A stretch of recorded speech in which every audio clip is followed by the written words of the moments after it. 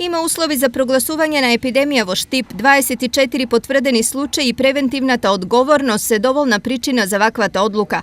Прашање на малку време е дали денес или можеби утре кога опасноста од поголема епидемија ќе биде и јавно соопштена. На ефективното одделение има помалку отколку што ние имаме регистрирано овде. Кај нас се регистрирани и докажени лабораториски 24 случаеви. Додека во инфективно одделение лежат околу 18 пациенти. Ова ги потврди стравувањата на инфектолозите, кои повеќе пациенти веќе очекуваа. Веќе се остварени фамилиарни контакти или поголеми, пошироки контакти и нормално е дека треба да очекуваме за нови случаеви да дојдат. Меѓу пациентите речиси нема никаква точка на спојување што потрагата по изворот на заразата ја прави исклучително тешка. Од утре колеги од Скопје ќе им помагаат на штипските епидемиолози да го откријат изворот на заразната жолтица тип А. Поради тоа што сите заболени се од различни делови на градот, откривањето на жариштето од каде се почна и која е потенцијална опасност се уште е непознато.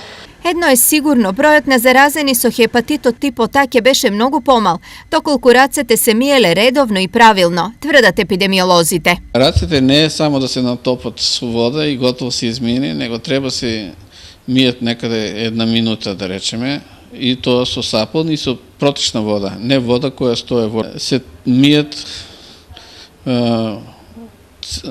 целокупната површина на рацете, меѓу прстите, и на најнедостапните места што таму се и кријат причините на заболувањето.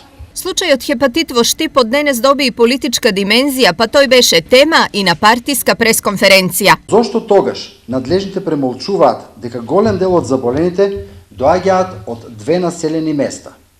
Според информациите со кои располагаме, тоа се жители од населбите Балканска и Македонка. Социјалдемократскиот сојуз на Македонија во неколку наврати апелираше да се реши алармантната ситуација со фекалните води во овие две населби, кои буквално се излеваат во дворовите на граѓаните. Во меѓувреме сите образовни институции добија напатствија за целосна дезинфекција на училиштата пред стартот на учебната година.